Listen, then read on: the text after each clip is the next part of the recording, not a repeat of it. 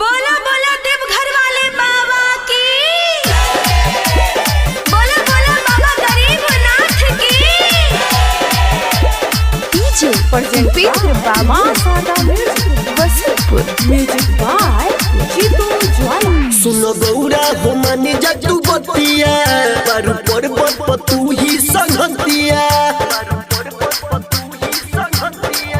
सुनो गौरा हो मानी जट्टू बतिया बारू पर्वत पर तू ही संगतिया। बात हमर मानी जनरवा थानी आसन लगाईना भांग पीसई गौरा भांग पीस अपना सोइया परी दात जनु पीस।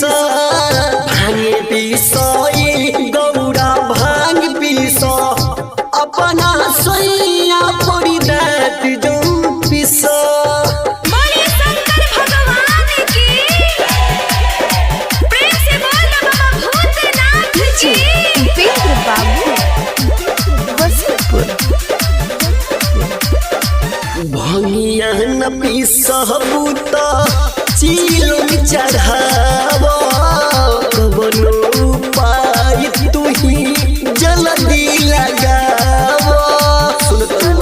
मान जा भंगिया न पीसबूत चीलो चढ़ाव कवनो पाई तू ही जल्दी लगाव।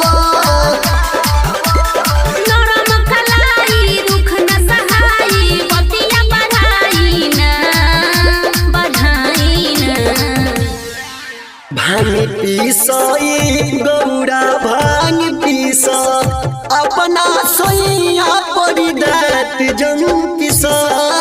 भांग पीसई गौरा भांग पीस अपना सोइया परी दात जनु पीस।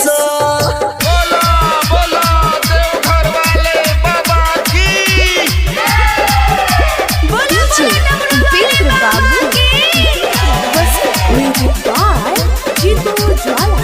होयर भंगी हम जानिला जवारी हूँ इसके पिया दो हमके कोरिले गुहार हूँ। काहे खुशियत मान जाना होयर भंगी हम जानिला जवार हूँ इसके पिया दो हमके कोरिले गुहार हूँ।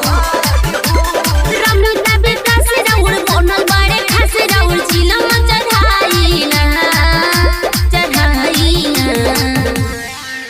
भांग पीसई गौरा भांग पीस अपना सोइया परी दात जनु पीस। भांग पीसई गौरा भांग पीस अपना सोइया परी दात जनु पीस। माँ देवी रिकॉर्डिंग स्टूडियो नेवाड़ी।